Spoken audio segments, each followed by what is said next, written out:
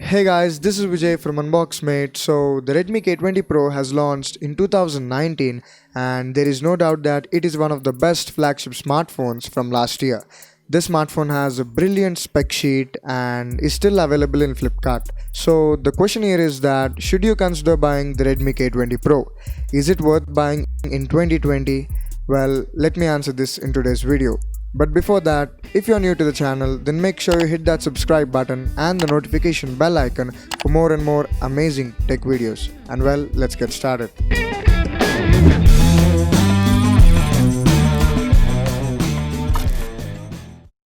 Now coming to the unboxing experience, inside the box we get some paperwork, a SIM ejector pin, a case, Redmi K20 Pro, an 18-watt adapter, and the USB-C cable.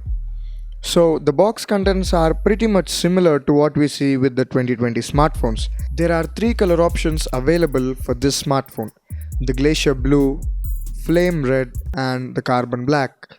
But in my opinion, this carbon black looks great.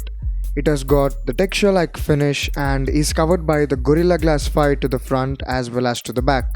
So if a person looks at it or uses it, then he won't feel like he's using a 1-year-old phone, cause the build and the design are pretty unique and premium. Now coming to the physical overview, there's the power and the volume buttons to the right side of the smartphone and they are very tactile. There's a headphone jack to the top, and it's good to see it as it goes missing in most of the flagship smartphones. There's a secondary noise cancellation microphone and the LED notification light, which is combined with the pop-up camera. There's a speaker grill to the bottom side, which is loud enough, and the USB-C port for the fast charging. This phone has dual SIM support but no memory expansion, which is a bit disappointing. On the front, we get a 6.39-inch Full HD Plus AMOLED display.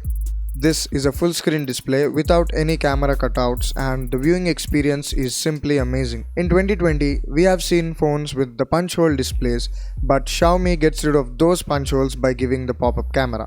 And as it is an AMOLED panel, we get the in-display fingerprint scanner, which is fast enough. So the colors on this panel look great, and the viewing angles too. It is HDR10 certified, and as it is an edge-to-edge panel, the viewing experience is really good. So the Redmi K20 Pro comes with a triple camera setup, a 48 megapixel main, 13 megapixel ultra wide angle, and an 8 megapixel telephoto sensors. Under good lighting conditions, this smartphone gets really good pictures without losing the detail levels. The 12 megapixel sensor gets eye-catchy photos and it really turns out good. Even with the pixel binning technology, the 48 megapixel shots are brilliant with good detail levels. The situation seems to be good even in the low light and artificial conditions. So this smartphone is also capable of shooting 4K videos at 60 frames per second. There's EIS support and the stabilization is also good for the price. So the Redmi K20 Pro comes with the Snapdragon 855 CPU. This is a flagship CPU from Qualcomm last year, and Xiaomi has somehow managed to get it for under 30k Indian rupees. The benchmarks seem pretty good with the score over 3 lakhs on Antutu and over 2k for the single core and over 9k for the multi-core on Geekbench. It can handle simple tasks as well as heavy tasks like gaming. So on paper, this is the best CPU available under 25k right now. And I think this is what makes this smartphone different from the competition. We also get the 4000 mAh battery and support for the fast charging.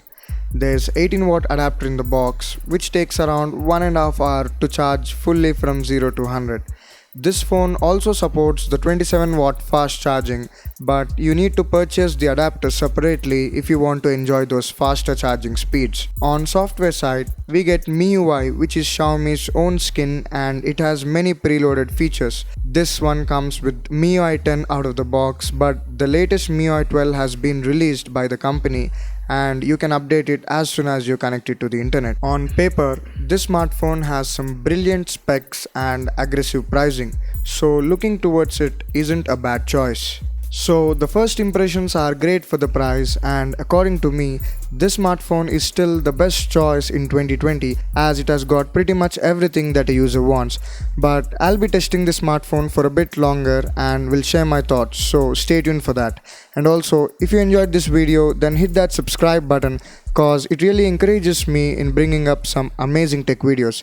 Well, that's all for now, and I'll catch you guys in the next one. Take care.